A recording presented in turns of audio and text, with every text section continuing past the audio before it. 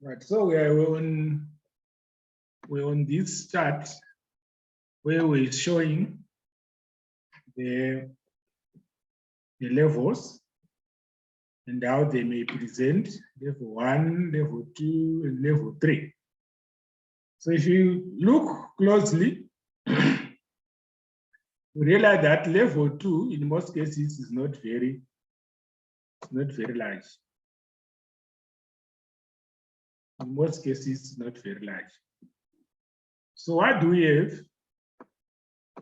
Okay, let me change the color here.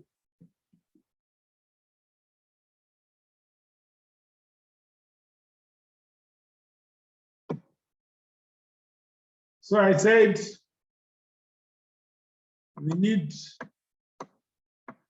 the ADR,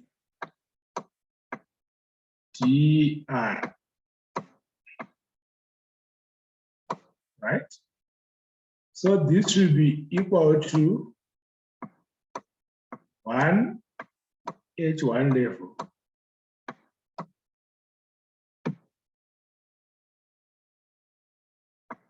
So we are saying the ADR should be equal to 1 H1 level.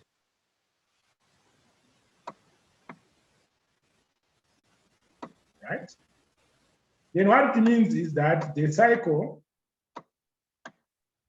in terms of pips, should be equal to 3 times the ADR.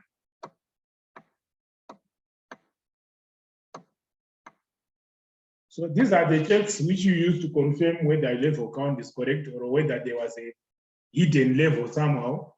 But they can just give you choppy behavior while they are moving a level, and you miss that.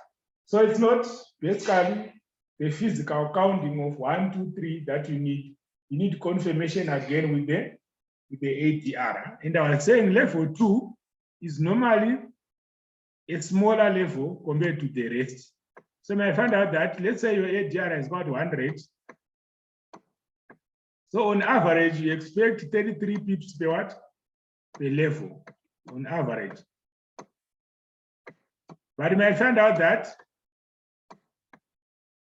maybe level 1 and level 3 may account for maybe 75 pips, and level 2 will give you 25. I will explain why this also may be an occurrence. Right. So the weekly cycle is to observe on the H1 cycle. It shows 3 levels and there is a pullback after each level. I think that is what I was showing on that chart. Level 3 shows extended consolidation ending with a W or M formation, right? So if you look at here, the price movement, it was down, up to the moving average, down again, and it went like that. That is a W. And here, it was coming in, went down to the moving averages, went back again, and went down.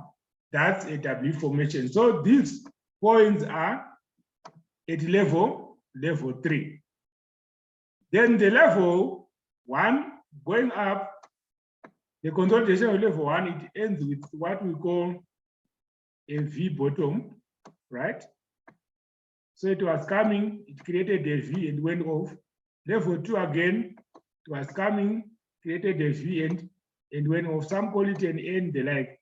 But we don't normally trade these ones. Our focus is to pick level 3 so that we trade only the M's and the W's. I'll tell you the advantages of these ones over trading intra-cycle, right? So every 3 levels on the M1 daily chart make 1 level in the H1 weekly chart. And every 3 H1 levels make 1 week of rise or a drop. And also can be observed in the H4 chart. Most pairs should be complete 3 levels in 2 or 3 days, giving midweek reversals on Wednesday or on Thursday. So midweek reversals will coincide with intraday reversals. So what I was saying is, in the week, level 1, level 2, level 3 of the week, right? On the day, we are expecting this level 1, level 2, and level 3. But we are saying this reversal should come at the same point. So this is a day, and this is a week. So what is happening on the H4? On the H4, we are saying the H4 is done one level, and it is maybe retracing a bit to make a reversal. Then it also consolidates together there and make moves again. So the observation now is that this is one on H4, it's one level on H4. This is one level on H1. And these are 3 levels on M15. Right? Though again, you might have bunch up levels in between, but generally, 1 week movement is 3 days of rise, and 1 day of rise is 3 levels of rise in the daily, in the day. So what we are saying is, if you observe the level 1 here and it consolidated there, so what we are looking for is a stop and low, and you can trade the 3 cycles in the day, and you go to the 3rd level. If you observe that this is happening, you are looking for a stop and low again and trade the 3 levels of the day. So the 3 levels in the day, we don't use them to plan a trade. We count them when we're in the trade, right? So we use the H4 to see the bigger picture on the bigger time frame, right? Then we go to H1, we count our levels to see where we are in the cycle. If we find out that we're at level 2 here, we are looking for another reversal. Then we look to see if the previous day had done its 3 levels and it has consolidated. Then after that, we move up again, just like that. Just a moment.